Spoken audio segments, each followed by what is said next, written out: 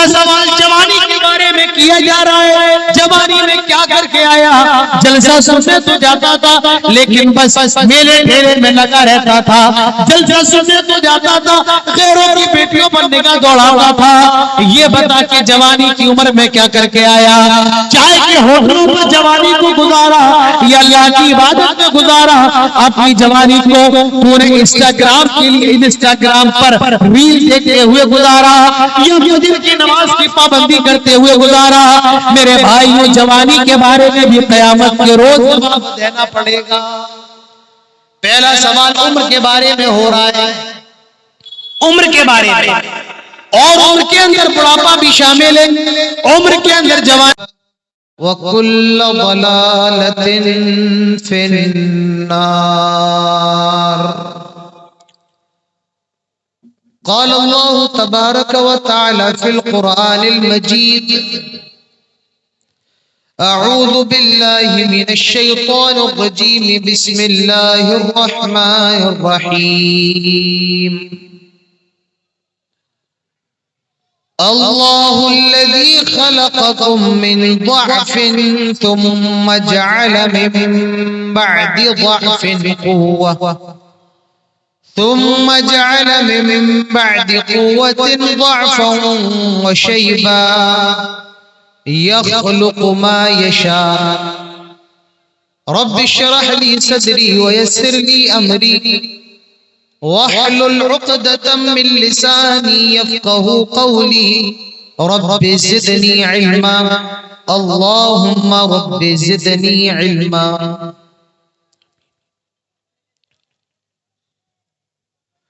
قابل عزت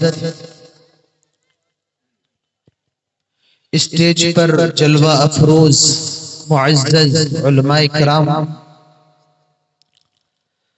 احمد آباد اور احمد آباد کے مختلف علاقوں سے اور گاؤں سے، قریوں سے، محلوں سے تشریف لائے ہوئے حاضرین اجلاس، سامعین، بزرگان دین، نوجوانان اسلام، خواتین امت اسلامیہ اور پیارے بچوں، سب سے پہلے ہر قسم کی تعریف و توصیف، کبریائی اور بڑائی، عزت و بزرگی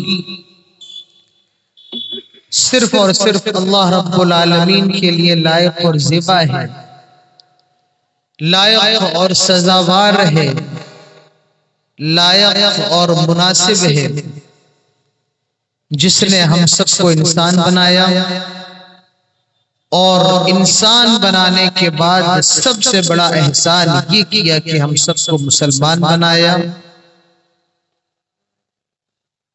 وہی رب العالمین ہے، وہی رب السماوات والارض ہے، وہی الرحمن اور رحیم ہے، وہی مالک یوم الدین ہے، اور وہی علی کل شیء قدیر ہے۔ یہ اللہ تعالیٰ کی مختصر سی تعریف کے کلمات تھے۔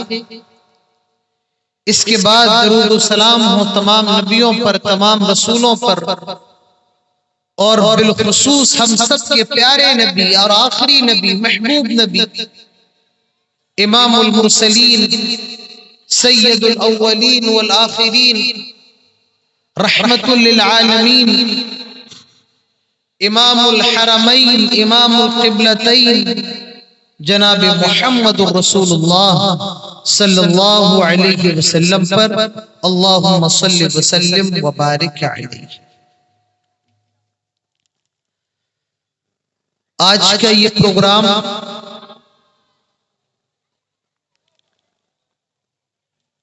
جس میں اللہ تبارک و تعالیٰ نے ہم سب کو شریک ہونے کی توفیق نصیب فرمائی ہے،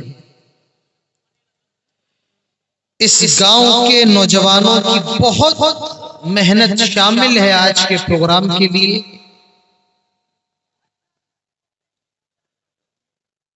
میں تقریباً 1500 کلومیٹر دور سے آیا ہوں.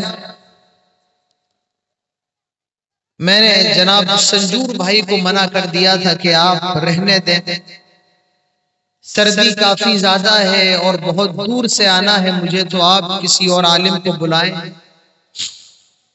لیکن انہوں نے مجھ سے ضد کی اور کہا کہ مولانا آپ ہی کو آنا ہے، لوگ آپ ہی کو سننا چاہتے ہیں. تو بڑی مشکل سے سفر طے کر کے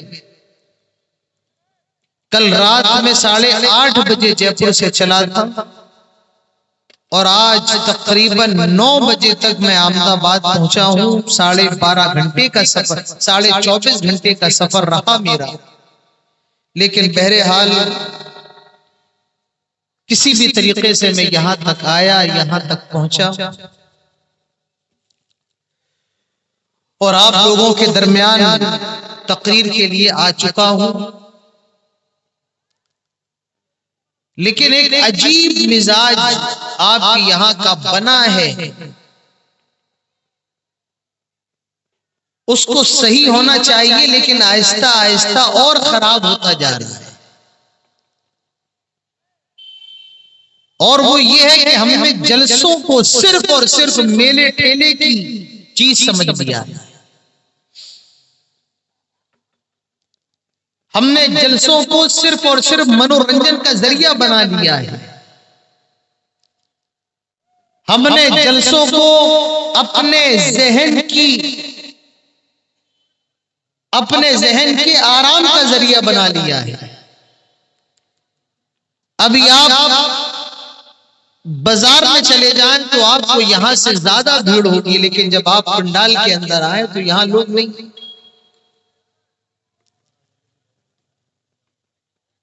بڑے افسوس کے ساتھ مجھے یہ کہنا پڑتا ہے کہ پورے ہندوستان کے اندر، میں پورے ہندوستان کی اگر بات کروں تو جتنے زیادہ مدرسے سیمانچل کے علاقے کے اندر ہیں اتنے مدرسے کہیں نہیں. ساؤتھ انڈیا میں بھی اتنے مدرسے نہیں ہیں، اتر پردیش میں بھی نہیں ہیں، کشمیر میں بھی نہیں ہیں، راجستھان میں بھی نہیں ہے، مدھیہ پردیش میں بھی نہیں ہے. جتنے مدرسے سیمانچل کے اندر، میں بہار کے اندر نہیں کہہ رہا ہوں، جتنے مدرسے سیمانچل کے اندر ہے کہیں نہیں. اور میں آپ کو یہ بھی بتاؤں جتنے جلسے سیمانچل کے اندر ہوتے ہیں پورے ہندوستان کے اندر بھی اتنے جلسے نہیں ہوتے ہیں جتنے صرف اور صرف یہ سیمانچل، بہار، ارریہ، پورنیہ، سپول اور کشن گنج کی دھرتی پر ہوتے ہیں. لیکن میرے بھائیوں میں آپ کو ایک بات اور بتانا چاہتا ہوں، سب سے زیادہ جلسے آپ کے یہاں ہوتے ہیں، سب سے زیادہ مدرسے آپ کے یہاں پائے جاتے ہیں. پورے ہندوستان کے اندر سب سے زیادہ جہالت اگر کسی علاقے کے اندر ہے تو وہ بھی سیمانچل کا علاقہ ہے. جلسے سب سے زیادہ سیمانچل کے اندر ہوتے ہیں، سب سے زیادہ مدرسے سیمانچل کے اندر ہیں، لیکن سب سے زیادہ جہالت بھی سیمانچل کے اندر ہے. کیوں؟ کیونکہ ہم نے میلے کو تفریح کا ذریعہ بنا، ہم نے جلسوں کو میلے ٹھیلے کا ذریعہ بنا لیا ہے. ہماری مائیں بہنیں جلسے کے اندر تو آتی ہیں لیکن ان کا مقصد جلسہ سننا نہیں بلکہ بازار کرنا ہوتا ہے. ہمارے نوجوانوں کا مقصد جلسہ سننا نہیں بلکہ جلسے کے اندر بازار دیکھنا، اور بھی کئی مقصد ہیں لیکن جلسہ سننا ان کا مقصد نہیں ہوتا ہے. میرے بھائیو، یہی وجہ ہے آج ہمارے سیمانچل کے اندر اصلاح کا معیار کم ہوتا جا رہا ہے. آج ہمارے سیمانچل کے اندر اصلاح کے بجائے بے اصلاحی زیادہ بڑھ رہی ہے، نیکیوں کے بجائے. آج ہمارے سیمانچل کے اندر لوگ خیر کے کام کے بجائے شر کے کام کی طرف زیادہ جا رہے ہیں. ایک بڑی مشہور کہاوت ہے،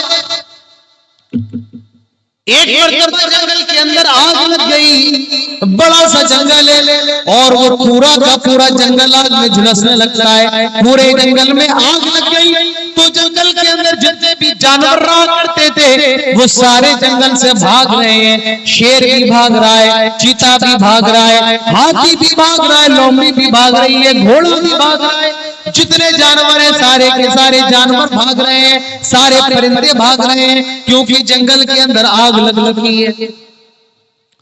لیکن ایک چھوٹی سی چڑیا جو گوریا کے نام سے مشہور ہے، گوریا کہا جاتا ہے، وہ جنگل میں جاتی ہے اور وہ ایک تالاب میں جاتی ہے اور تالاب سے اپنی چونچ میں پانی بھرتی ہے اور جو وہ بڑا سا جنگل میں جل رہا ہے اس جنگل کے اوپر ڈالنا شروع کر دیتی ہے، پھر تالاب سے پانی بھرتی ہے اس جنگل کے اوپر ڈالنے لگتی ہے، اور پرندوں نے اس گوریا سے سوال کیا اور کہنے لگے آج گوریا کیا تو پاگل ہو گئی ہے، آج گوریا کیا تیرا دماغ سٹیا گیا ہے، آج گوریا تو اتنی سی چھوٹی ہے اور تیری چونچ اور بھی زیادہ چھوٹی ہے جس میں 2 بوند اور 3 بوند سے زیادہ پانی نہیں آئے گا، آئے گوریا کو جتنی بھی محنت کر لے اس جنگل کی آگ کو بجھا نہیں سکتی ہے۔ میرے بھائیوں ذرا غور کرو، آئے سیمانچل کے لوگوں، آئے احمد آباد کے لوگوں ذرا غور کرو، اس وقت اس چڑیا نے جواب دیا تھا آئے لوگوں کو یہ نہ سمجھنا میں اس جنگل کی آگ کو بجھانے کی کوشش کر رہی ہوں، بلکہ میں اس جنگل کی آگ پر اس لیے پانی ڈال رہی ہوں جب اس جنگل کا نام لکھا جائے گا، جب اس جنگل کی تاریخ لکھی جائے گی اور جب اس جنگل کا اتہاس لکھا جائے گا تو آگ جلانے والوں میں نہیں بلکہ آگ بجھانے والوں میں میرا نام ہوگا۔ آج جہالت کی آگ لگی ہوئی ہے، آج گناہوں کی آگ لگی ہوئی ہے، ہم میں اور آپ میں کتنے لوگ ہیں جو اس آگ کو بجھانے کی کوشش کر رہے ہیں۔ آج سیمانچل کے لوگوں کتنے لوگ ہیں جو اپنے سماج سے برائیوں کو ختم کرنے کی کوشش کر رہے ہیں، بے حیائیوں کو ختم کرنے کی کوشش کر رہے ہیں، تو اس کا جواب یہ ہے کہ بے حیائی کو ختم کرنے والے تو نہیں بلکہ بے حیائی کو بڑھانے والے ہم اور آپ ہیں، بے حیائی میں اضافہ کرنے والے ہیں۔ تو میرے بھائیوں، آج سیمانچل کے حالات اور سیمانچل کے جلسوں کو بھی اصلاح کی ضرورت ہے، آج ہمارے جلسوں کو بھی اصلاح کی ضرورت ہے۔ آج اپنے جلسوں میں آؤ تو میرے بھائیو دین کا علم حاصل کرنے کے لیے آؤ، قرآن و سنت سننے کے لیے آؤ، جلسوں کے لیے نہیں، کسی سے ملنے کے لیے نہیں، میرے بھائیو قرآن و سنت سننے کے لیے آؤ، اپنے جلسوں کے اندر اپنی اصلاح کرنے کے لیے آؤ۔ تو آج ہمارے جلسوں کو بھی اصلاح کی ضرورت ہے۔ آج میں نے اپنی تقریر میں جس موضوع کا انتخاب کیا ہے اس موضوع کا تعلق 2 لوگوں سے، ایک تو مرد اور دوسرا اور مردوں میں نوجوان۔ آئے میرے نوجوانوں، میرے سامنے اکثر تعداد نوجوانوں کی یہ بزرگ نہیں ہے، اور مجھے بتایا اس جلسے کا انعقاد کرنے والے، اس جلسے کو سجانے والے، اس جلسے کو آرگنائز کرنے والے بھی نوجوان ہیں، نوجوانوں کی سب سے بڑی تعداد ہے۔ آئے نوجوانوں ذرا غور کرو، اللہ تعالیٰ کے نزدیک نوجوانی کی کتنی زیادہ اہمیت ہے۔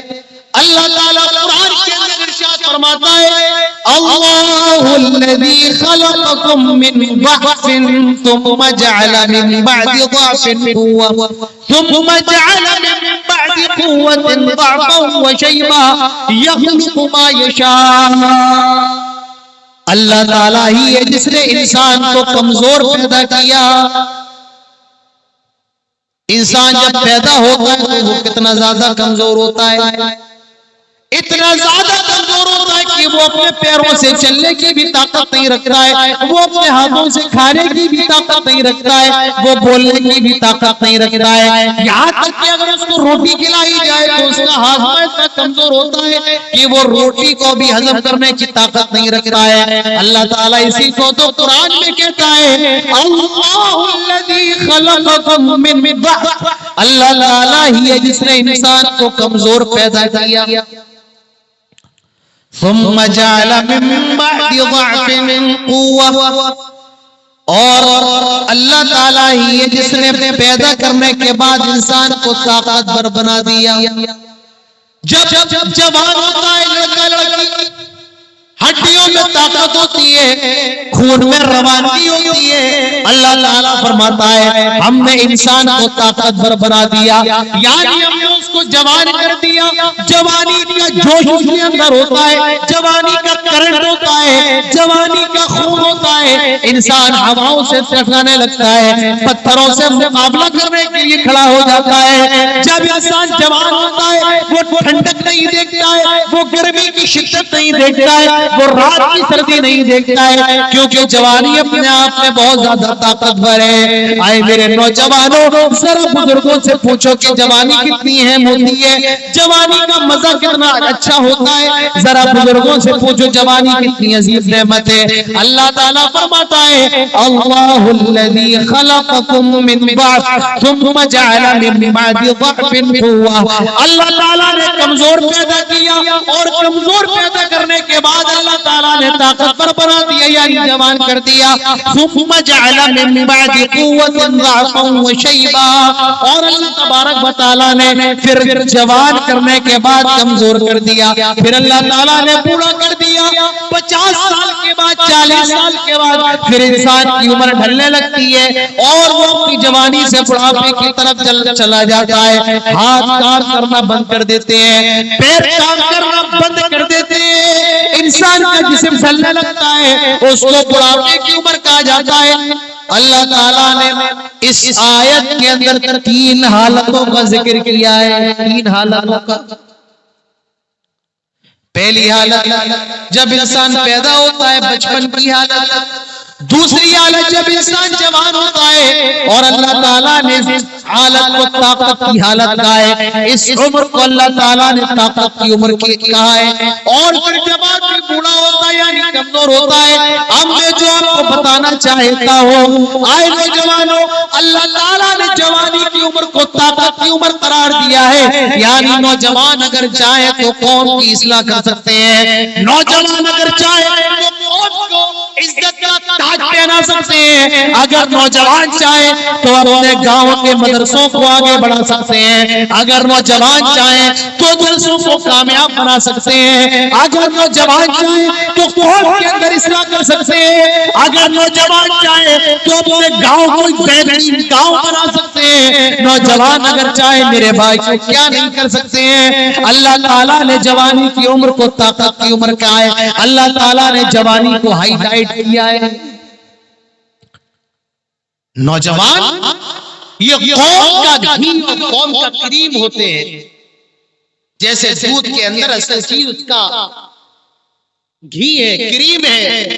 اگر کریم کو نکال دو تو دودھ کی کوئی ویلیو نہیں ہے. اسی طریقے سے ہمارے سماج کا گھی, ہمارے سماج کی کریم یہ نوجوان ہے. جیسے گاڑی کے اندر انجن سب سے اہم ہوتا ہے, نوجوان یہ قوم کا انجن ہے. کسی نے کہا ہے اگر کسی قوم کو برباد کرنا ہے تو اس کی نوجوانوں کو برباد کر دو, کیونکہ نوجوان ہی قوم کی عزت کا سبب بنتے ہیں اور نوجوان ہی قوم کی ذلت کا سبب بنتے ہیں. میرے بھائیو یاد رکھو اے نوجوانوں, کل قیامت کے روز آپ کو اس جوانی کے بارے میں جواب دینا ہے. اللہ تعالیٰ یہ نہیں پوچھے گا دنیا کے اندر تم نے کیا کیا. میرے بھائی جوانی کے بارے میں ضرور سوال ہونے والا ہے. اللہ کے پیارے نبی ارشاد فرماتے ہیں اور اس حدیث کو غور سے سنو, لا تزول قدم عبد یوم القیامہ حتی یسأل عن 4. اے لوگوں, جب اللہ تعالیٰ 4 چیزوں کا سوال نہیں کرے گا, قیامت کے میدان میں کوئی بھی اپنے قدموں کو ہلا نہیں سکتا ہے جب تک کہ 4 چیزوں کا جواب نہ دے دے. کتنی چیزوں کا؟ ارے بولو, آپ کو بولنا پڑے گا. کتنی چیزوں کا؟ مجھے ایسا لگ رہا ہے کہ آپ لوگ سو رہے ہیں, تو بتائیے کتنی چیزوں کا جواب دینا ہے. یہ رائٹ ہینڈ والے نہیں بول رہے, کیا بات ہے؟ کتنی چیزوں کا جواب دینا ہے؟ 4 چیزوں کا جواب دینا ہے. اور جب تک جواب نہیں دو گے تب تک کوئی لا تزول قدم اپنے قدموں کو ہلا بھی نہیں سکتا. جیسے میں یہاں, آدمی یہاں سے کھڑا ہوگا یہاں بڑھ جائے, قیامت کے میدان میں جب تک جواب نہیں دے دے گا وہ تھوڑا سا بھی اپنے قدموں کو نہیں بڑھا سکتا. اور پہلا سوال دیکھو کیا, عن عمره فیما افنا. سب سے پہلا سوال عمر کے بارے میں, لائف کے بارے میں, جیون کے بارے میں ہوگا. اور اللہ تعالیٰ اپنے بندے سے سوال کرے گا، آئے میرے بندے، میں نے تجھے 60 سال 70 سال 80 سال کی زندگی دی تھی، بتا تو اپنی زندگی میں کیا کر کے آیا ہے؟ کیا کیا اپنی زندگی میں؟ 60 70 80 سال کی زندگی کو کہاں لگایا؟ میرے بھائیوں، سب سے پہلا سوال جوانی کے بارے، سب سے پہلا سوال زندگی کے بارے میں ہوگا، جوانی کے بارے میں، لائف کے بارے میں ہوگا، جیون کے بارے میں ہوگا کہ اپنی زندگی میں کیا کر کے آیا ہے۔ اور دوسرا سوال وَعَنْ شَبَابِهِ فِيمَا أَفْنَى، جوانی کے بارے میں کیا جائے گا۔ آئے اللہ کے بندے، تیری زندگی میں ایک دور جوانی کا دور تھا، امنگ و بھری مستی کا دور تھا، یہ بتا اس جوانی کی عمر میں کیا کر کے آیا ہے؟ آئے میرے نوجوانوں، کیا جواب دو گے کل قیامت کے روز؟ دوسرا سوال جوانی کے بارے میں کیا جا رہا ہے، جوانی میں کیا کر کے آیا؟ جلسہ سننے تو جاتا تھا لیکن بس میلے ڈھیرے میں لگا رہتا تھا، جلسہ سننے تو جاتا تھا، غیروں کی بیٹیوں پر نگاہ دوڑاتا تھا، یہ بتا کہ جوانی کی عمر میں کیا کر کے آیا؟ چائے کے ہوٹلوں پر جوانی کو گزارا یا اللہ کی عبادت میں گزارا؟ اپنی جوانی کو تو نے انسٹاگرام کے لیے انسٹاگرام پر ریل دیکھتے ہوئے گزارا یا فجر کی نماز کی پابندی کرتے ہوئے گزارا؟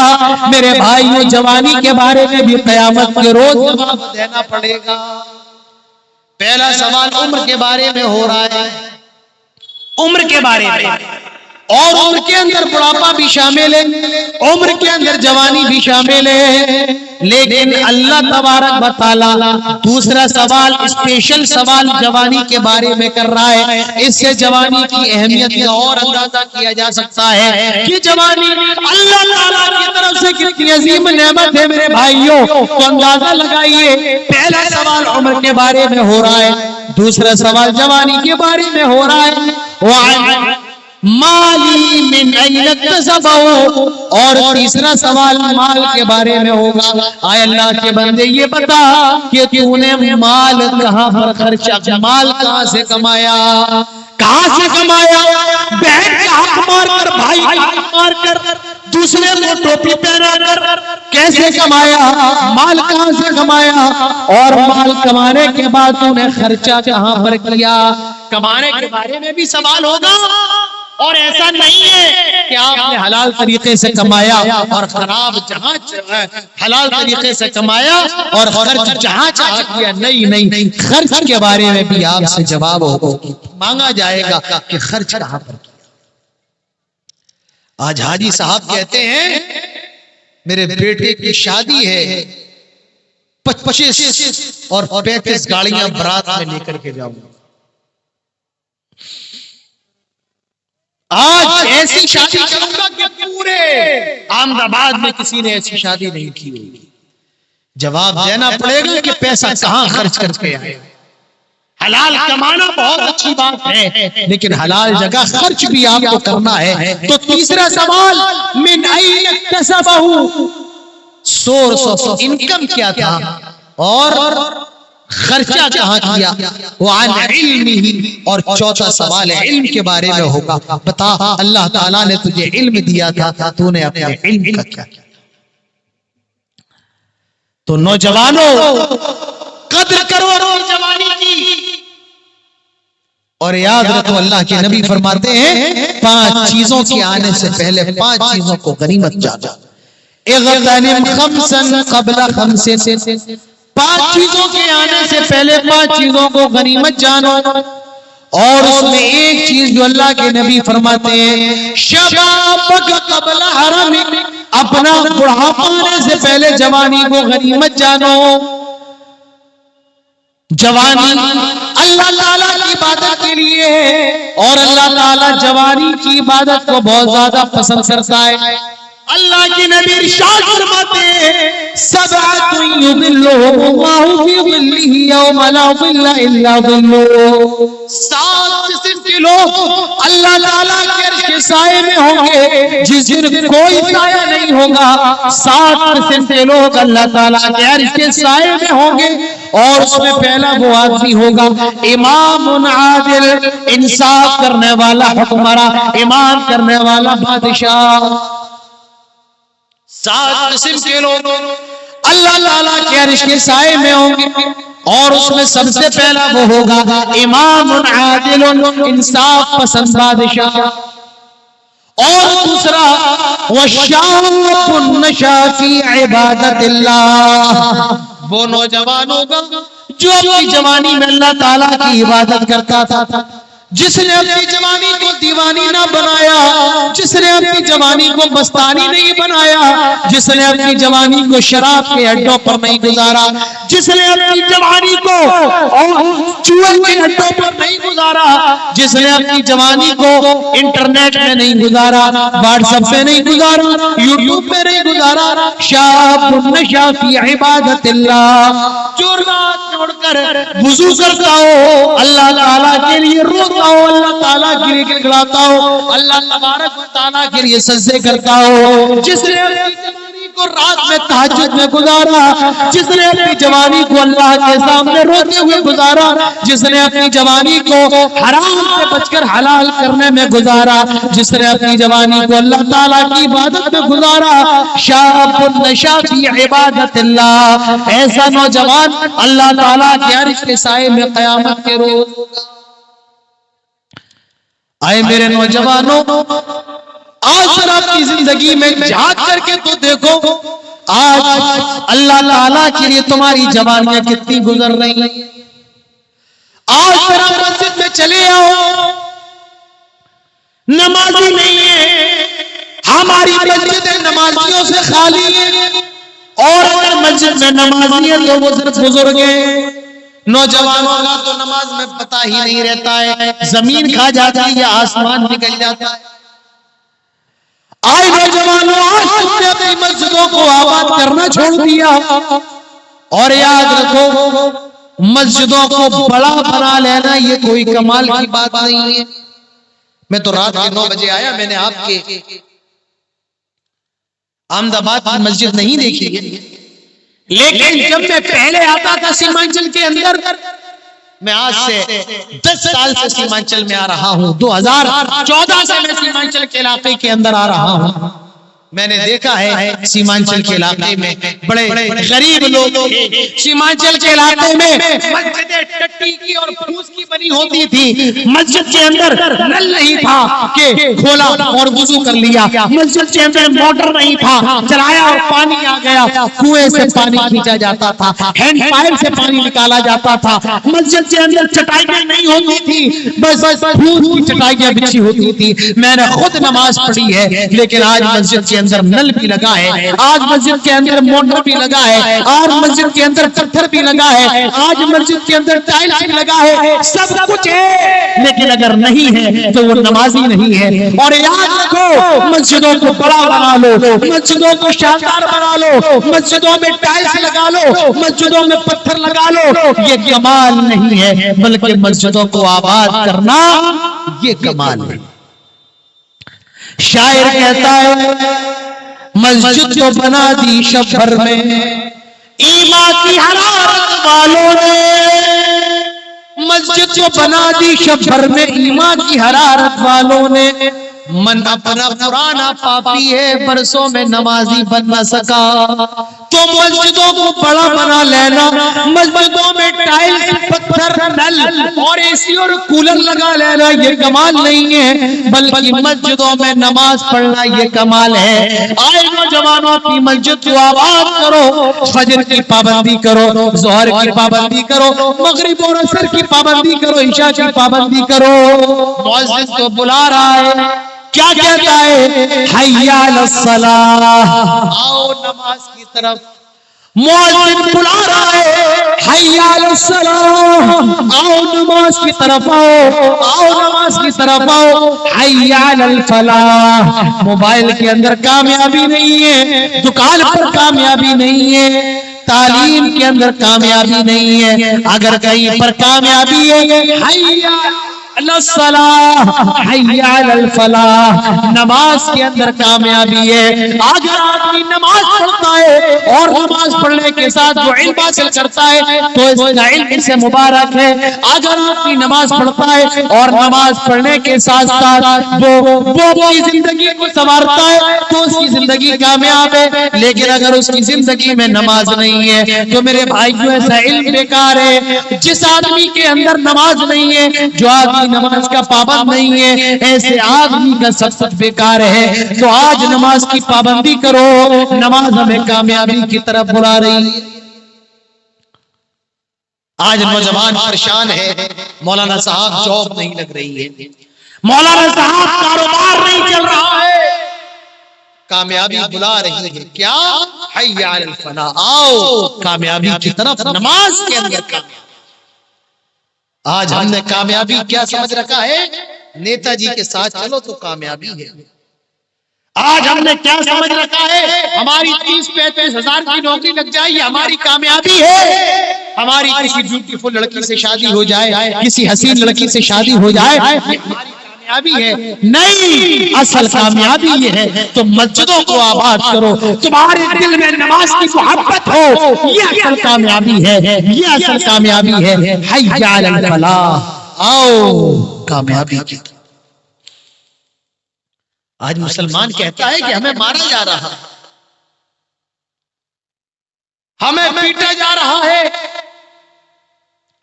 मुसलमानों, हकीकत ये है आज तुमने अल्लाह को पहचाना नहीं। मेरे नौजवानों, जब नमाज के अंदर ये कहते हो क्या? अल्लाहु अकबर, अल्लाहु अकबर, अल्लाह ताला सबसे बड़ा है, अल्लाह ताला सबसे बड़ा है। आए मुसलमानों, जब तुम ये कहते हो कि अल्लाह ताला सबसे बड़ा है तो तुम अल्लाह ताला के सामने झुकते क्यों नहीं हो? मुझे बताओ। जब तुमने इस बात को इकरार कर लिया अल्लाह अकबर, अल्लाह ताला सबसे बड़ा है और अल्लाह से बड़ा कोई नहीं है, आए मुसलमानों, तो तुम अल्लाह ताला की बंदगी क्यों अख्तियार नहीं करते हो? आज इसीलिए तुम्हें मारा जाता है, पीटा जाता है। आज तुम्हारे दिलों से अल्लाह की मोहब्बत निकल गई है, आज तुम्हारे दिलों से दीन की मोहब्बत निकल चुकी है, इसीलिए तुम्हें मारा जा रहा है, इसीलिए तुम्हें पीटा जा रहा है। तो मेरे नौजवानों, याद रखो, शाबुन नशा की इबादतिल्लाह, जिसने अपनी जवानी में अल्लाह ताला की इबादत की, कल क़यामत के रोज ऐसा नौजवान भी अल्लाह ताला के अर्श के साए में खड़ा होगा। अल्लाह ताला के अर्श का साया चाहिए। आए नौजवानों, अपनी जिंदगी में दीन पैदा कर लो, जानवरों की तरह, और मुझे कह लेने दीजिए कुत्तों की तरह, सूअर की तरह अपनी जिंदगी ना गुजारो। एक पक्के सच्चे मोमिन और मुसलमान की तरह गुजारो, एक अल्लाह वाले की तरह गुजारो, एक रसूलुल्लाह सल्लल्लाहु अलैहि वसल्लम से मोहब्बत करने वाले की तरह गुजारो। लेकिन आज बड़े अफसोस के साथ कहना पड़ेगा,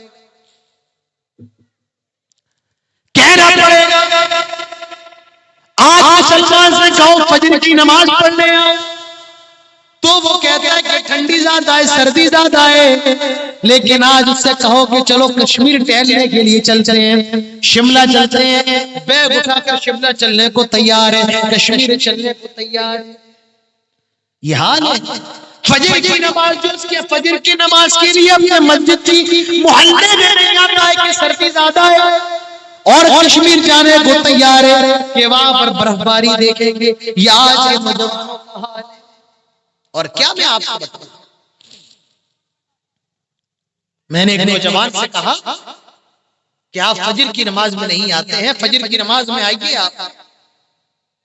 कहने लगा हाँ इंशाल्लाह मैं बहुत जल्दी चालू करूंगा। मैंने कहा क्या मतलब, कुछ जनरेटर है कि चालू करेगा? कोई ٹرین کا انجن ہے جو چالو کرے گا نماز.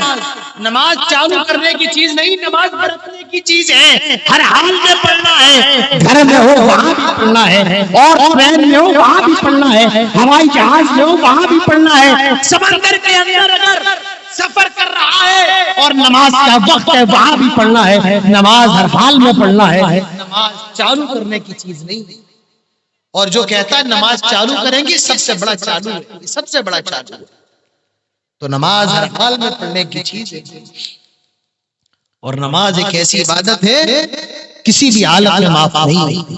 اگر کھڑے ہو کر نہیں پڑھ سکتے ہو تو بیٹھ کر کے پڑھو, بیٹھ کر کے پڑھنے کی طاقت نہیں ہے لیٹ کر کے پڑھ لو, اشارے سے, آنکھوں کے اشارے سے پڑھ لو. اگر وضو کرنے کے لیے پانی نہیں ہے تو مٹی سے تیمم کر کے نماز پڑھو, لیکن نماز کسی بھی حالت میں معاف نہیں ہے. تو میرے نوجوانوں, 7 قسم کے لوگ اللہ تعالیٰ کے عرش کے سائے میں ہوں گے. ایک وہ نوجوان بھی ہوگا شاب نشا فی عبادت اللہ, جس نے اپنی جوانی کو اللہ تبارک و تعالیٰ کی عبادت کے اندر گزارا. اور اس میں ایک وہ بھی ہوگا رجل قلبہ معلق بالمسجد, جس کا دل مسجد سے لگا ہوتا ہے.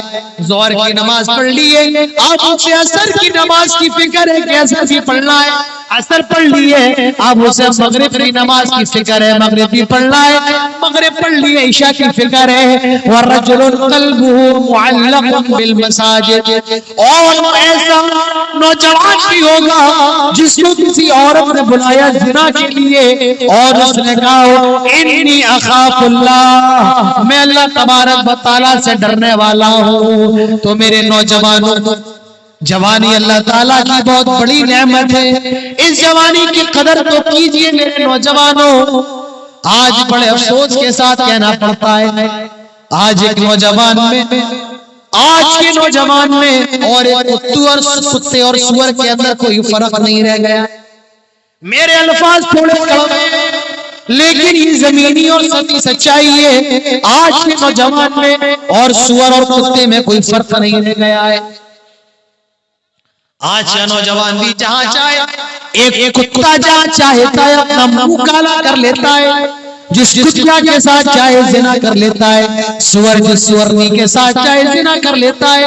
آج کا نوجوان بھی جہاں چاہے اپنا منہ کالا کر لیتا ہے. کیا فرق رہ گیا ہے؟ ہاں میرے بھائیوں, میرے نوجوانوں, اللہ تعالیٰ نے راستہ بتایا جنسی خواہش پورا کرنے کا, اور وہ راستہ شادی کا راستہ ہے.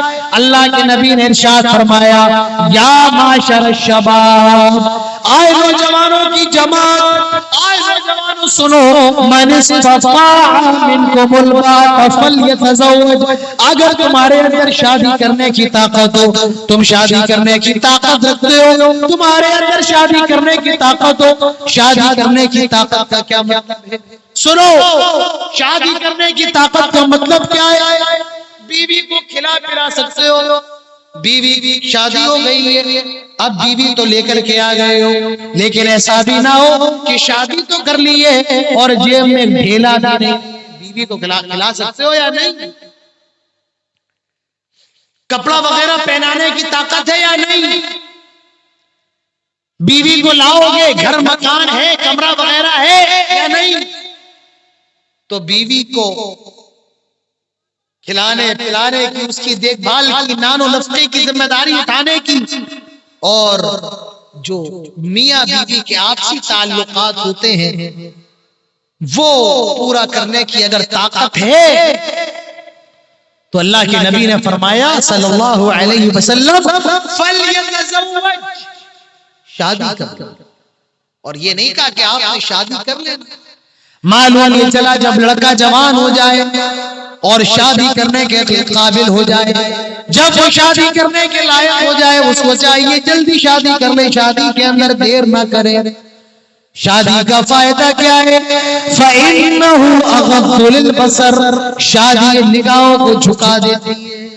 شادی سے پہلے آدمی کی نگاہ غیروں کی بیٹیوں پر اٹھتی ہے, غیروں کی بہنوں پر, غیروں کی بیویوں پر اٹھتی ہے, لیکن شادی کے بعد آدمی کی نگاہیں جھک جاتی ہیں.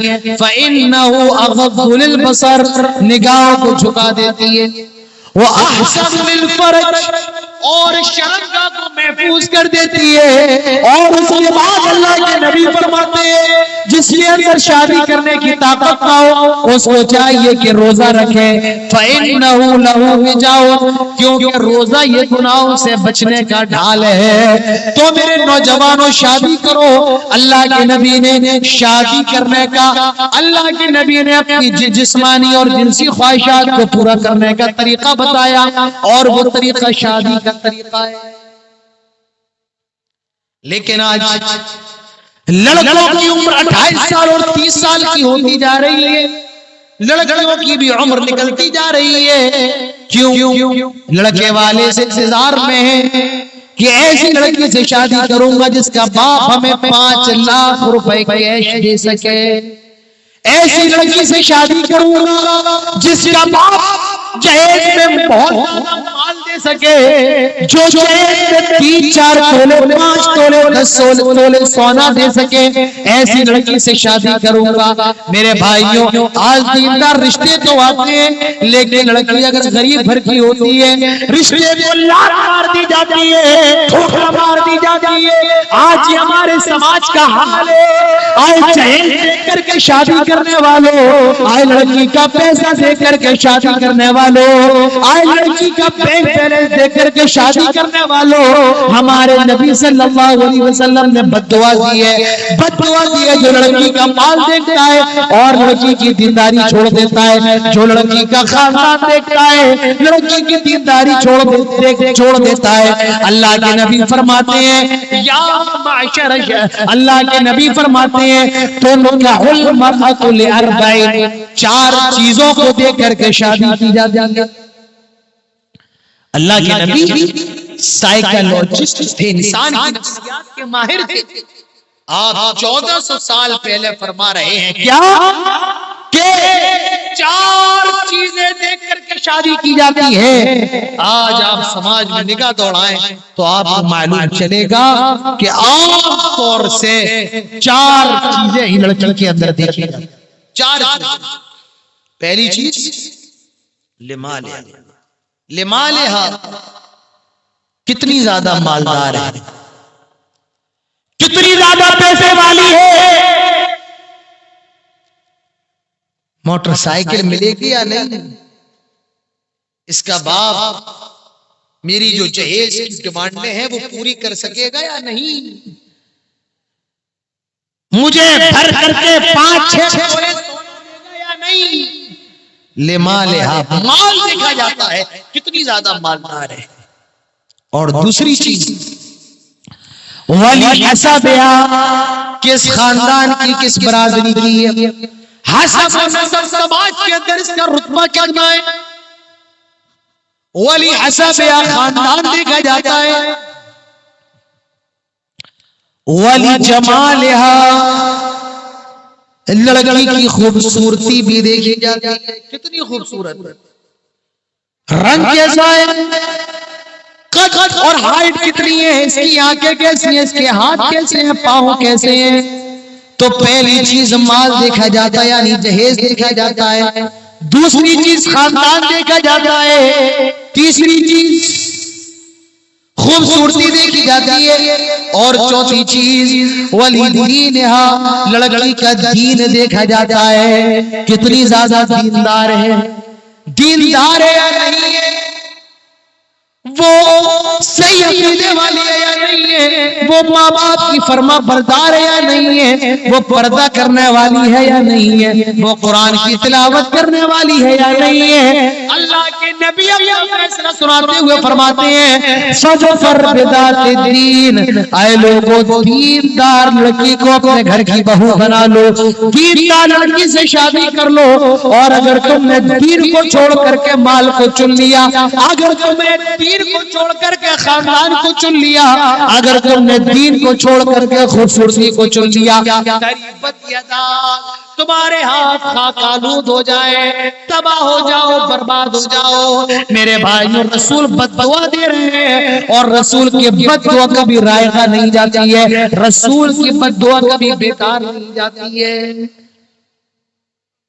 ذرا اندازہ لگاؤ میرے بھائی، آج کی جہیز کی وجہ سے کتنے عالموں کی بچیاں گھروں میں بیٹھی ہوئی ہیں. کیوں؟ بیچارے عالم کی تنخواہ کتنی ہوتی ہے؟ 5,000 میں مدرسے میں پڑھا رہا ہے, 10,000 میں پڑھا رہا. مجھے سنجور صاحب نے بتایا یہ جس مدرسے کے لیے جلسہ ہو رہا ہے 5 مہینے ہو گئے اسٹاف کو تنخواہ نہیں ملی. عالم کی زندگی کیسی ہوتی ہے بھائی؟ بس 2 کپڑا ہوتا ہے, ایک دھو لیا دوسرا پہن لیا, اور جب دوسرا گندا ہوا دوسرا دھو کر کے پہلا والا پہن لیا. یہ عالم کی زندگی. آج علماء کی بچیاں گھروں میں بیٹھی ہیں, دیندار تو ہیں, لیکن 6,000 مولانا صاحب مدرسے سے پاتے ہیں. 6,000 میں کہاں سے اپنے دماغ کو 2 لاکھ کی قصر دیں گے؟ کہاں سے دستور سونا دیں گے آج مولانا صاحب؟ آج ان کی لڑکی جوان لڑکی گھر میں بیٹھی ہے.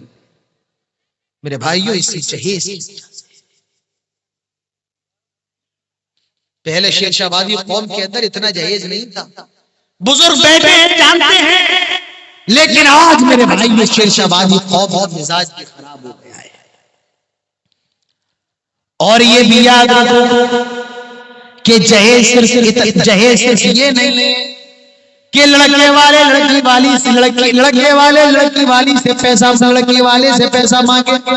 جہیز صرف یہ نہیں ہے لڑکے والے لڑکی والی سے لڑکی والے سے ڈیمانڈ کرے, بلکہ جہیز یہ بھی ہے کہ لڑکی والے یہ دیکھیں کہ لڑکے کی سرکاری نوکری ہے یا نہیں, لڑکا کماتا کتنا ہے, یہ بھی جہیز ہے.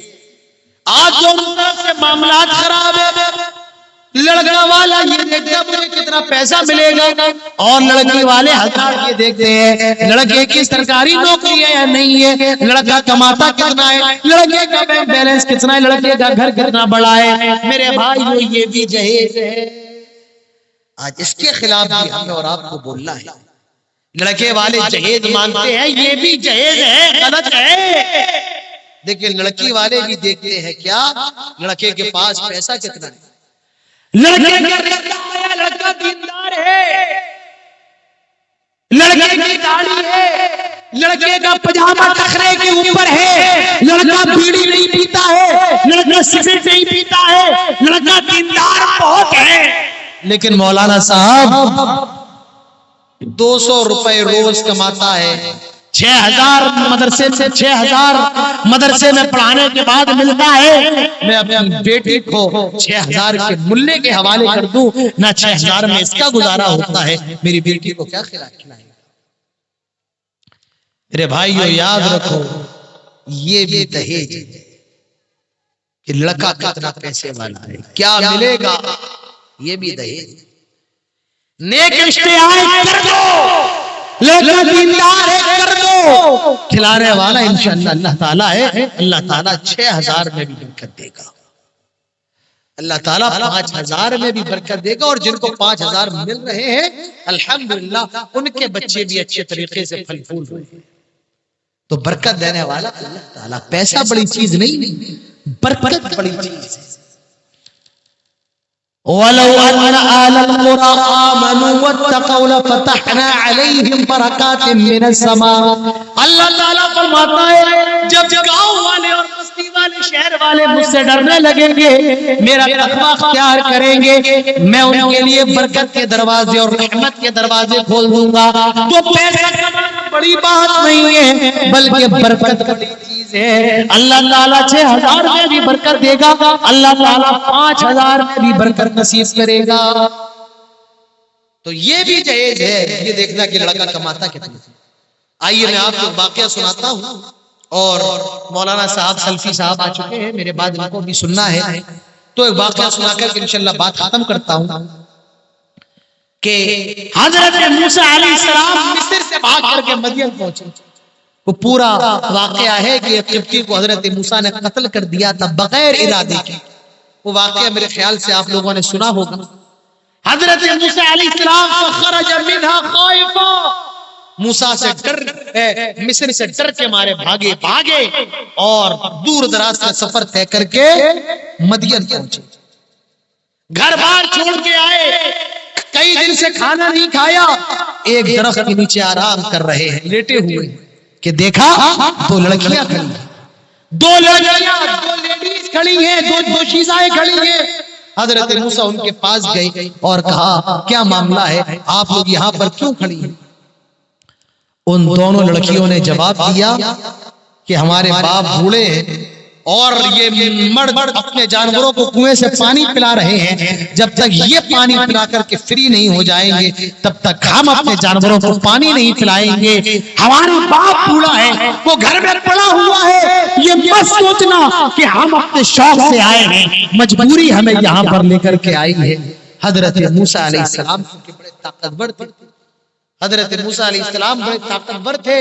حضرت موسیٰ علیہ السلام نے پتھر ہٹایا اپنے ہاتھ سے اور ان لڑکیوں نے اپنے جانوروں کو پانی پلایا. معلوم ہی چلے ایک نوجوان کو طاقتور ہونا چاہیے، ایک نوجوان کو ہٹا کٹا ہونا چاہیے. آج کا نوجوان جب سو کر کے آنکھ کھلتی ہے تو بیڈ سے اٹھتے اٹھتے 15 منٹ لگا دیتا ہے. آج نوجوان کمزور ہے. آج کے وقت میں 60 سال کا بوڑھا طاقتور ہے اور آج کا 25 سال کا ہٹا کٹا مستنڈا نوجوان کمزور ہے. ذرا طاقتور بنو، صبح رننگ کرو، ذرا جم وغیرہ کرو، اپنے آپ کو طاقتور بناؤ.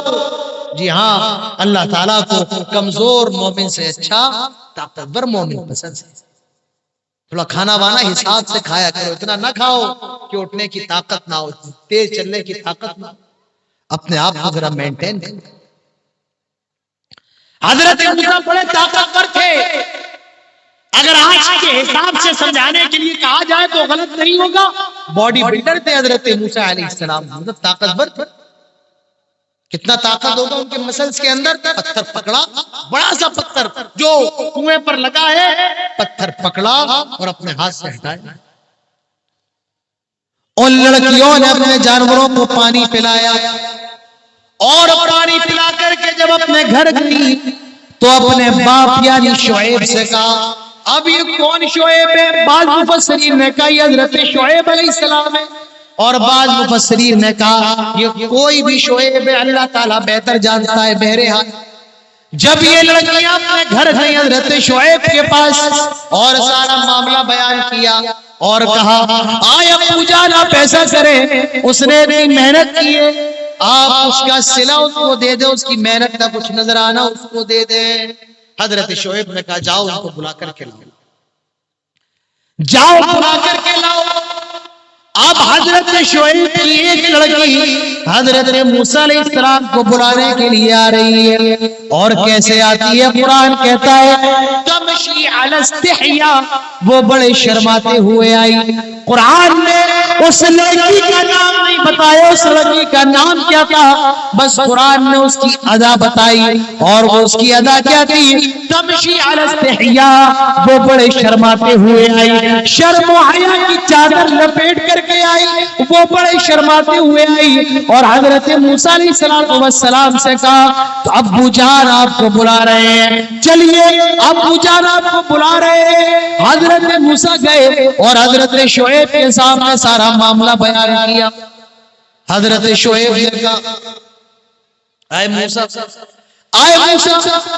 میں اپنی ایک لڑکی کا رشتہ آپ کے ساتھ کرنا چاہتا ہوں، میں ایک لڑکی کی شادی آپ کے ساتھ کرنا چاہتا ہوں اور شرط پر کرنا چاہتا ہوں کہ آپ 8 سال تک میری خدمت کریں گے اور 8 سال سے زیادہ اگر 2 سال اور بڑھا دے یعنی ٹوٹل 10 سال اور زیادہ بہتر ہوگا، لیکن 8 سال آپ کو میری خدمت کی پابندی کرنا ہے. 8 سال آپ میری خدمت کریں اور 10 سال اس میں اور ایڈ کر لیں، 10 سال اور بڑھا لیں، معاف کیجئے 2 سال اور بڑھا لیں، یعنی ٹوٹل 10 سال تو یہ زیادہ بہتر ہے، لیکن 8 سال تو آپ کو میری خدمت کرنا ہے. حضرت موسیٰ راضی ہو گئی اور حضرت شعیب نے اپنی بیٹی کا نکاح حضرت موسیٰ سے کر دیا. اب میں جو آپ کو بتانا چاہتا ہوں وہ یہ ہے حضرت موسیٰ نے یہ نہیں دیکھا کہ موسیٰ کماتا کتنا ہے، حضرت شعیب نے یہ نہیں دیکھا کہ موسیٰ کا گھر کتنا بڑا ہے، دیکھا یہ تو بیچارہ بات کر کے آ رہا ہے، کھانے کو نہیں ہے، پینے کو نہیں ہے، لیکن دیندار ہے. حضرت موسیٰ حضرت شعیب نے اپنی بچی کی شادی کر دی. آئے نوجوان لڑکیوں کے والدین سنو، تمہاری لڑکی جوان ہو گئی ہے اور ایک رشتہ آئے، داڑھی والے رشتہ آئے، ہے، اچھے اخلاق والے کا رشتہ ہے، اپنی بچیوں کی شادی کر دو میرے بھائی دیر۔ اور یہ بھی یاد رکھو، ایرو خیرو نتو خیرو کے رشتے آئے اور آپ اپنی بیٹی اس کے حوالے کر دیں، نہیں، آپ اپنے داماد کا انتخاب کریں تو سب سے پہلے اس کے عقیدے کو دیکھیں، اس کا عقیدہ کیسا ہے، اس کے منہج کو دیکھیں، اس کے عقیدے کو دیکھیں۔ کہیں ایسا تو نہیں وہ مزاروں پر چادر چڑھانے والا ہے، وہ شرک کرنے والا ہے، کہیں ایسا تو نہیں کہ اس کا عقیدہ یہ ہے اور اس کا منہج یہ ہے کہ نماز کے اندر جنازے کی نماز نہیں صرف دعا ہے اور وہ جنازے کی نماز میں سورہ فاتحہ نہ پڑھتا ہو، کہیں ایسا تو نہیں وہ آپ کا داماد تعویذ گنڈا کرنے والا ہو۔ تو اپنے داماد کے اندر سب سے پہلے عقیدہ دیکھیں، اس کے اخلاق دیکھیں، اس کی دینداری دیکھیں کہ وہ اہل حدیث ہے یا نہیں۔ کتنی لڑکیوں کو ہم نے دیکھا ہے، کتنی لڑکیوں کو دیکھا ہے وہ اہل حدیث کی، سلفی تھی، صحیح المنہج صحیح العقیدہ تھی، لیکن جب ان کے والدین نے بریلوی لڑکے سے شادی کروائی وہ عورت کو مجبوراً بریلوی بننا پڑا، اس کو بھی مزاروں کے آگے سجدہ کرنا پڑا، اس کو بھی اپنے معصوم بچوں کے ہاتھوں میں گلوں میں تعبیذ پہنانا پڑا۔ میرے بھائیوں، اس کا بھی خیال رکھنا ہے کہ آپ اپنی لڑکی کی شادی کس لڑکے سے کر رہے ہیں، نیک لڑکوں کا انتخاب کریں، دیندار، جو سلفی مسلک سے ہوں، جو سلفی عقیدے سے ہوں، ایسے لڑکوں کا انتخاب کرنا ہے۔ اور یہی پیغام نوجوانوں کے لیے بھی ہے۔ تو میرے بھائیو نوجوانوں، اپنی جوانی کی قدر و قیمت سمجھو، بہت بڑی نعمت ہے یہ اللہ تعالیٰ نے آپ کو جو جوانی دی ہے، اپنی جوانی کی حفاظت کریں۔ کل قیامت کے روز جب تک آپ جوانی کے بارے میں جواب نہیں دیں گے، آپ کا قدم قیامت کے میدان میں حرکت بھی نہیں کر سکتا ہے۔ تو جوانی کے بارے میں بھی آپ کو جواب دینا ہے۔ میرا موضوع تو کچھ اور تھا، میں کچھ اور موضوع اپنے ذہن کے اندر سوچ کر کے آیا تھا، لیکن جب مجھے سنجور بھائی نے بتایا اس گاؤں کے اندر، اس کمیٹی کے اندر نوجوان زیادہ ہیں اور آپ نوجوانوں کے موضوع پر خطاب کیجئے، تو میں نے اس موضوع کا انتخاب کیا جس موضوع کی سب سے زیادہ ضرورت ہے، اس موضوع پر بولا جائے۔ میرا 1500 کلومیٹر دور سے سفر کر کے آنا اور کچھ بھی بول کر کے چلا جانا، یہ جلسے کی کامیابی نہیں، اصل کامیابی ہے جس چیز کی ضرورت ہے اس ضرورت پر بولا جائے۔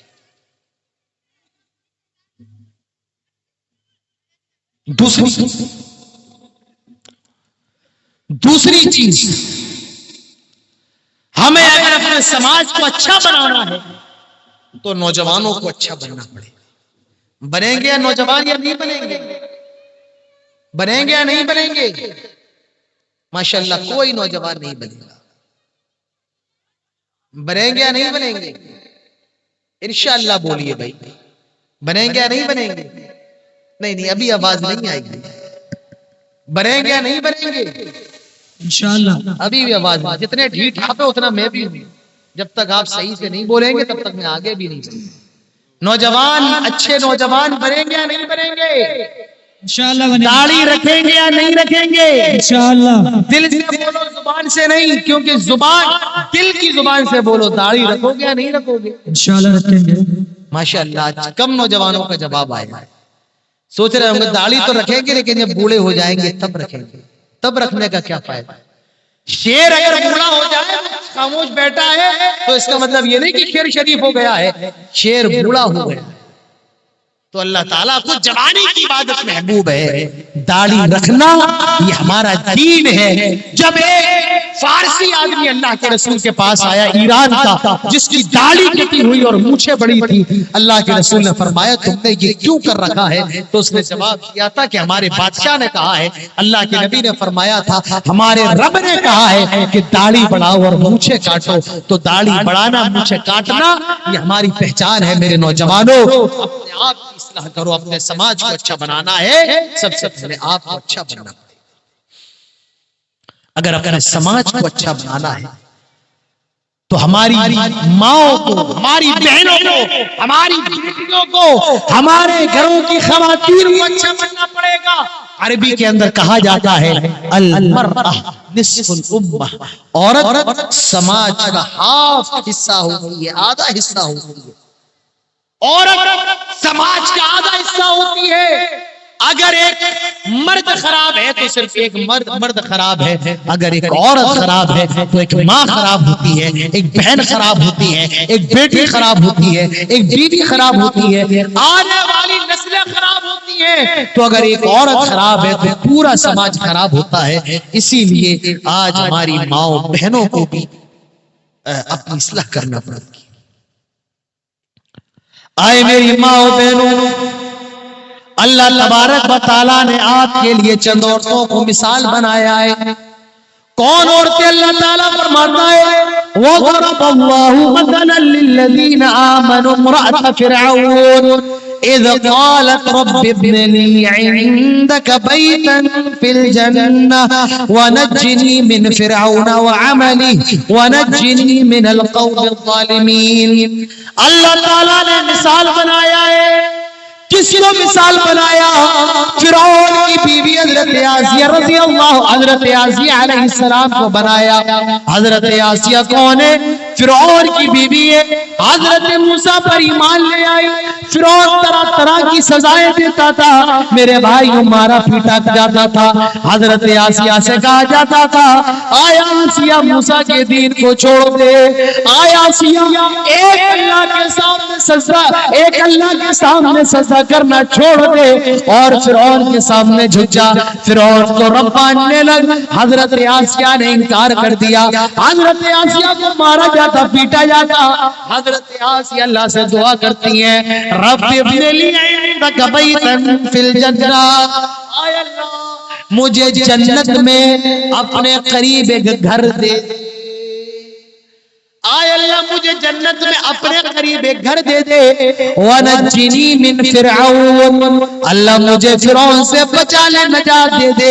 وَنَجِّنِي مِنَ الْقَوْمِ الظَّالِمِينَ، اللہ مجھے ظلم کرنے والی قوم سے نجات دے دے۔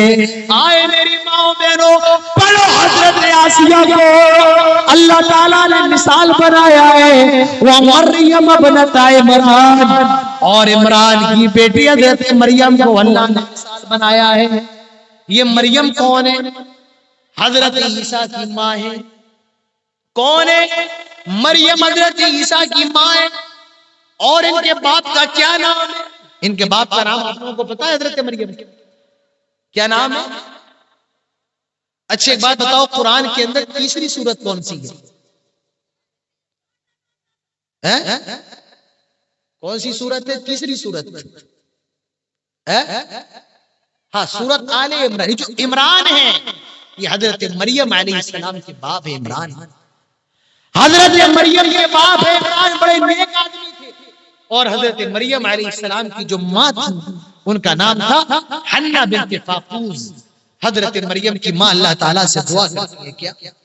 آئے اللہ مجھے اولاد دے دے، آئے اللہ مجھے اولاد دے دے، مجھے تو نے اگر اولاد سے نواز دیا میں تیری راہ میں وقف کر دوں گی، میں میرے دین کے حوالے کر دوں گی۔ آج مائیں منتیں مانتی ہے اللہ بیٹا دے دے، ڈاکٹر بنا دوں گی، انجینئر بنا دوں گی۔ ذرا غور کرو حضرت مریم کی ماں کو۔ حضرت مریم کی ماں اللہ تعالیٰ سے دعا کرتی ہے آئے اللہ مجھے اولاد دے دے، میں تیرے دین کے راستے میں لگا دوں گی۔ اللہ تعالیٰ نے اولاد سے نواز دیا، حضرت مریم کو ان کی جھولی میں ڈال دیا۔ حضرت مریم پیدا ہوئی، حضرت مریم کی ماں کہتی ہے اللہ میں نے تو بیٹا مانگا تھا، یہ تو نے مجھے بیٹی دے دی۔ اللہ تعالیٰ فرماتا ہے آئے مریم کی ماں ہم اس بچی کو بھی قبول کر لیتے ہیں، آئے مریم کی ماں ہمارے نزدیک یہ بچی بھی قابل قبول ہے۔ حضرت مریم پیدا ہو جاتی۔ اب سوال یہ کون حضرت مریم کی کفالت کرے گا؟ سارے لوگ یہ چاہتے ہیں حضرت مریم کی کفالت کرے۔ قرآن دادی ہوئی، پرچی بنا کر کے ڈالا گیا۔ حضرت زکریا جو حضرت مریم کے خالو ہوئے ان کا نام نکلا، بار بار انہی کا نام نکلا۔ حضرت مریم کو حضرت زکریا کی کفالت میں دے دیا گیا۔ حضرت زکریا مریم کے کفیل ہیں، ان کی دیکھ بھال کر رہے ہیں۔ حضرت مریم کے حجرے کے اندر داخل ہوئے، دیکھا بے موسم کے پھل رکھے ہوئے ہیں، سیب کا موسم نہیں سیب کا پھل رکھا ہے، انجیر کا موسم نہیں انجیر رکھے ہوئے ہیں، امرود کا موسم نہیں امرود ہے، یعنی بغیر موسم کے پھل ہے۔ حضرت زکریا نے سوال کیا ان لکی ھذا، اے مریم انگور کا موسم نہیں انگور کہاں سے آئے، سیب کا موسم نہیں سیب کہاں سے آئے؟ حضرت مریم نے جواب دیا قالت من عند اللہ، یہ اللہ تعالیٰ کی طرف سے آئے، یہ اللہ تعالیٰ کی طرف سے آئے ہیں۔ حضرت زکریا نے کہا سوچا اپنے دل کے اندر جب بغیر موسم کے پھل آ سکتے ہیں تو اللہ تعالیٰ مجھے بغیر موسم کے اولاد کیوں نہیں دے سکتا ہے؟ حضرت زکریا اللہ سے دعا کرتے ہیں، سورہ مریم اٹھاؤ، کافا یا عین صاد ذکر رحمت ربک عبدہ زکریا اذ نادى ربہ نداء خفیا، اور آگے پڑھتے جائیے۔ اللہ تعالیٰ نے حضرت زکریا کو بیٹے کی خوشخبری بھی دے دی، یا زکریا انا نبشرک بغلام اسمہ یحییٰ لم نجعل لہ من قبل سمیا، اے زکریا ہم تجھے بیٹے کی خوشخبری دیتے ہیں۔ تو حضرت مریم حضرت زکریا کی کفالت میں جوان ہو گئی ہے، اپنے حجرے کے اندر ہے،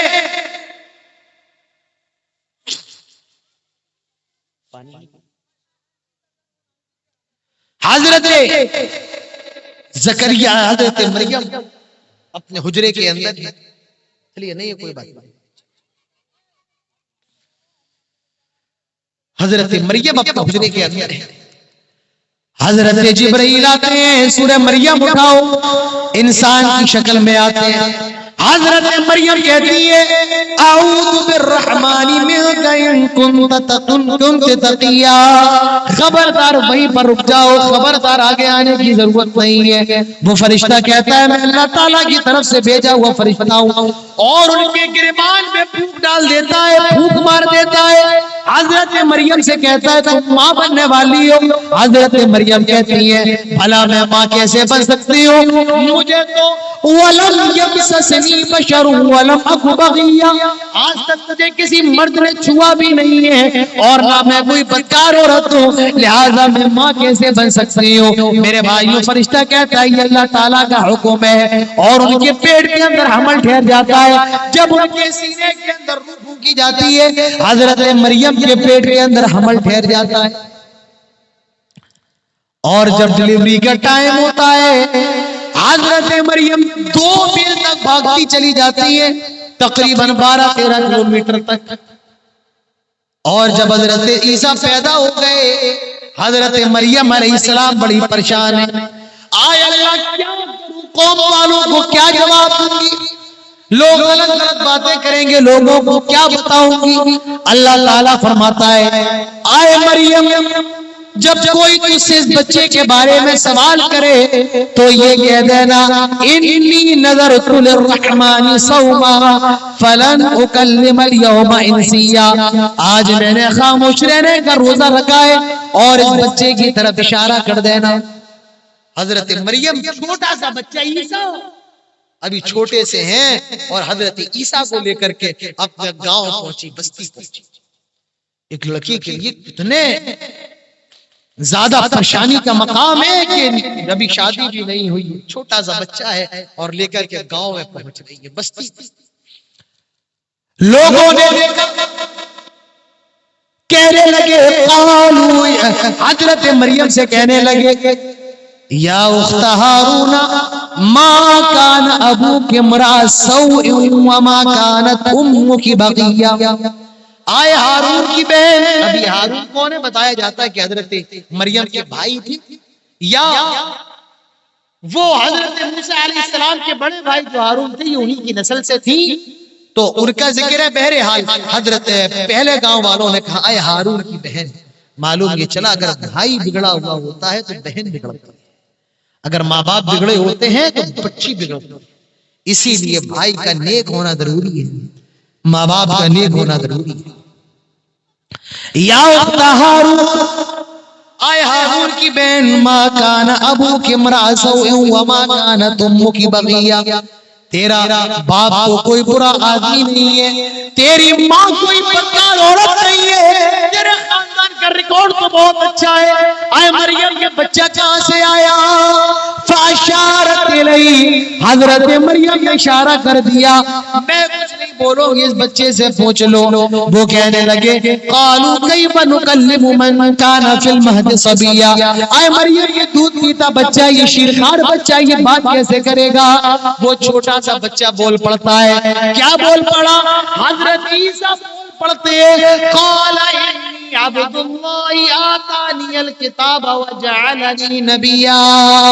اوہ لوگوں میں اللہ تعالیٰ کا بندہ ہو، میری ماں کو برا بھلا نہ کہو۔ قال انی عبد اللہ، میں اللہ تعالیٰ کا بندہ ہوں، آتانی الکتاب، اللہ تعالیٰ نے مجھے کتاب دی ہے، یعنی انجیل دی ہے، بائبل دی ہے، وجعلنی نبیا، اللہ تعالیٰ نے مجھے نبی بنایا ہے۔ حضرت عیسیٰ کی زبان سے جو سب سے پہلا جملہ نکلا وہ یہ تھا قال انی عبد اللہ، میں اللہ تعالیٰ کا بندہ ہوں۔ تو یہ حضرت عیسیٰ علیہ السلام، حضرت عیسیٰ۔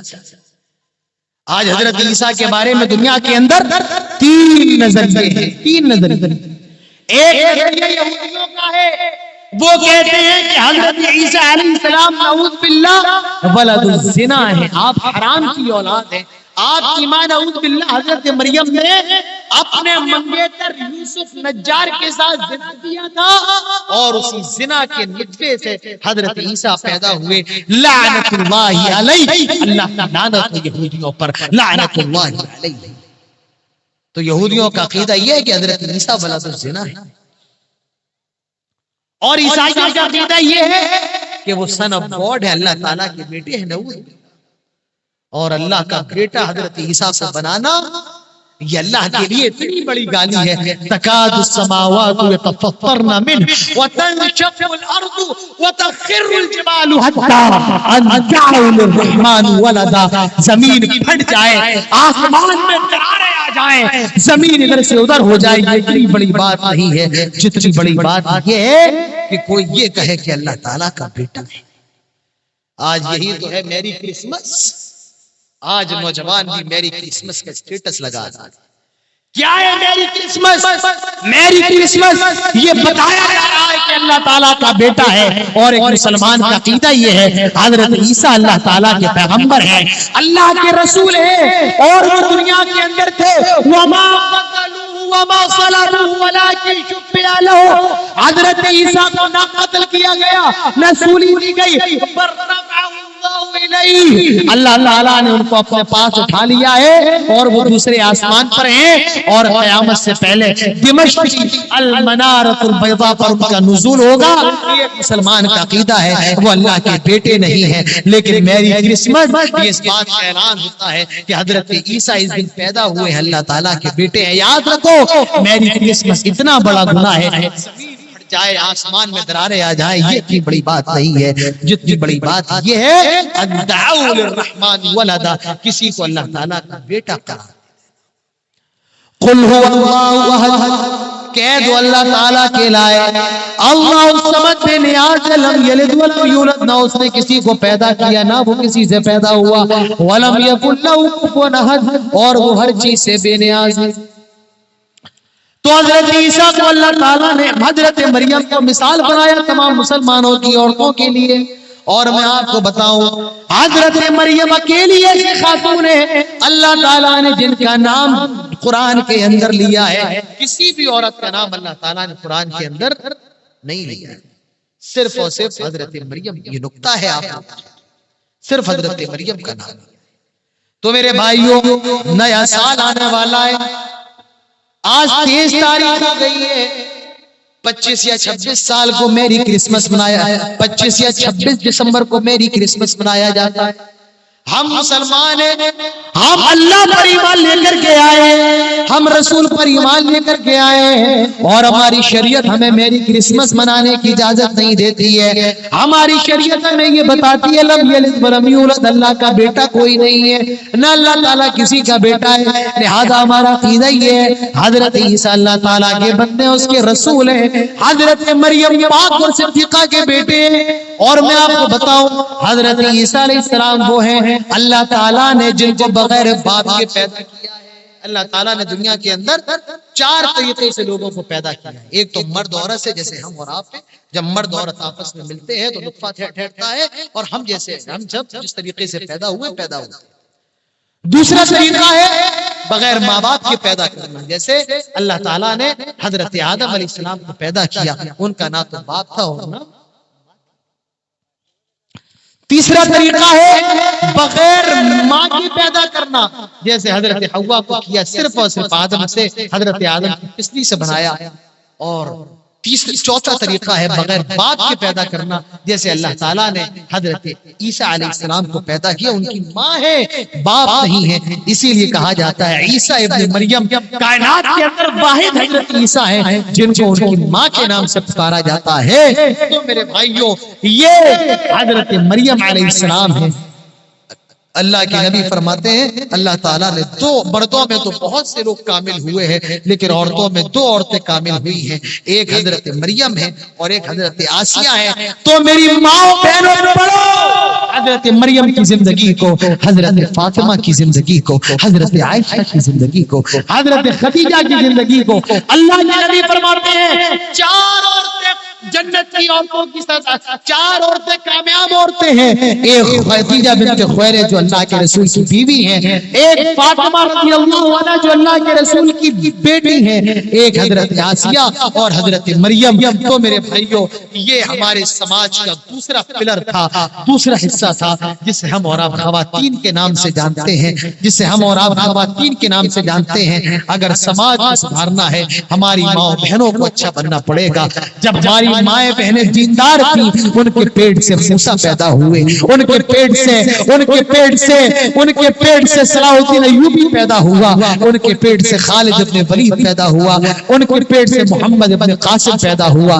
لیکن جب سے ہمارے گھروں کی خواتین بدین ہوئی, آج ہمارے گھروں کی خواتین, آج ہمارے گھروں ہماری ماں بہنوں کے, آج ہماری خواتین سے میرے بھائیوں بدین پیدا ہو رہے ہیں, آج بدین پیدا ہو رہے ہیں. آج ضرورت ہے اپنے گھروں کی خواتین کو نیک بناؤ. آپ اگر یہ چاہتے ہیں کہ آپ کی فصل اچھی ہو تو اچھا کھیت بھی ہونا چاہیے اور اچھا دانا بھی ہونا چاہیے, تب آپ کی نسل, تب آپ کی فصل اچھی ہوگی. اسی طریقے سے اچھی نسل کے لیے دیندار عورت کا انتخاب کریے میرے بھائیوں. یہ چند باتیں ہیں, یہ چند باتیں ہیں اپنے سماج کی اصلاح کیسے کرنے, وہ میں نے آپ کو بتایا ہے. اب میرے بعد ایک عالم اور بھی ہیں, سلفی صاحب کو بھی سننا ہے. آپ یہیں پر بیٹھے رہے میرے بھائیوں, کہیں نہ جائیں. میں آپ نہیں جانتے ہیں علماء کی قدر کیا, آپ کو نہیں معلوم ہے. کیوں؟ آپ کے سیمانچل کے اندر مدرسے بہت ہیں, علماء بہت ہیں. ذرا اس علاقے کے اندر جاؤ جہاں علماء نہیں ہیں. جاؤ کبھی ایسے علاقوں کے اندر جہاں لوگ ترستے ہیں, کوئی مولوی آئے اور 2 منٹ کا درس دے, ہمارے کانوں میں اللہ اور اس کے رسول کی باتیں جائیں. آپ بڑے خوش نصیب ہیں کہ آپ یہاں علماء آتے ہیں, علماء موجود ہیں. تو آپ یہاں جو علماء ہیں ان کی قدر کریں میرے بھائیوں. آپ نے مجھے بڑی دل جمعی کے ساتھ سنا ہے, میرے بعد ایک خطیب آپ کو اور بھی سننا ہے. لہٰذا اسی متانت اور اطمینان کے ساتھ بیٹھے رہیں. اللہ تعالی ہم سب کو تمام باتوں پر عمل کی توفیق نصیب فرمائے. اللہ تعالی ہمارے نوجوانوں کو اور ہماری ماں بہنوں کو اور بالعموم ہم سب کو عمل کی توفیق نصیب فرمائے. اللہ تعالی ہمیں ایک بنائے, نیک بنائے. یہ جو پروگرام ہے اللہ تعالی